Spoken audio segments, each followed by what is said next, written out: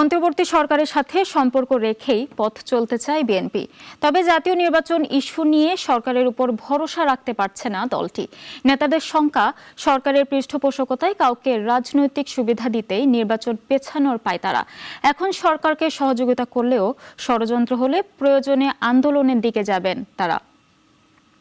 আইন অনুযায়ী অন্তর্বর্তীকালীন সরকারের বিএনপি প্রথম থেকেই বলে আসছে অন্তর্বর্তীকালীন সরকারকে সর্বক্ষেত্রে সহযোগিতা করবেন। দলটির হাইকমান্ড থেকে দলীয় নেতাকর্মীদের জাতীয় নির্বাচন পর্যন্ত সরকারের সাথে সম্পর্ক রাখতে বলা হয়েছিল, কিন্তু এখন তাতে যেন বাড়ছে তিক্ততা।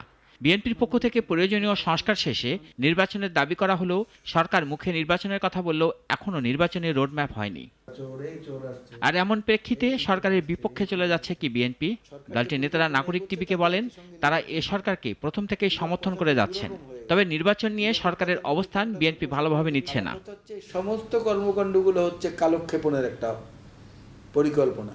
ফ্যাসিস্ট বিরোধী আন্দোলনের মূল শক্তি যেটা বিএনপি, তাকে একটু দূরে রাখা, ক্ষমতার থেকে একটু দূরে রাখা, দেশ পরিচালনার দায়িত্ব থেকে একটু দূরে রাখা, এই ব্যাপারে সতর্কতা অবলম্বনের জন্যই আমরা মনে করছি যে আমাদেরকে এই সতর্ক বার্তাগুলো আমাদের সচেতন নেতাকর্মীদের কাছে বারবার বলতে হবে।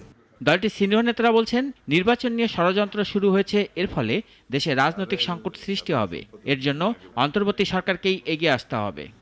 ডিসেম্বরের পরে যদি কেউ নির্বাচনকে বিলম্বিত করতে চায়, তাহলে বাংলাদেশের জন্য দুর্ভাগ্য নেমে আসবে। যদিও বাতাসে নানা ধরনের গুঞ্জন ভেসে বেড়াচ্ছে, ওই পরিস্থিতি যখন আসবে আমরা দলীয়ভাবে বসে সিদ্ধান্ত নেব এবং আশা করি আমাদের যেতে হবে না এই ধরনের, তার আগেই সরকারের উপলব্ধি হবে।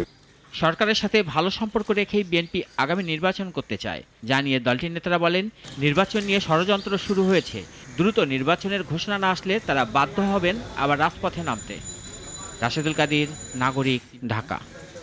ওয়ালটন আবারও মিলিনিয়ার অফারে ওয়ালটন ফ্রিজ কিনে আপনিও হয়ে যেতে পারেন মিলিয়নিয়ার।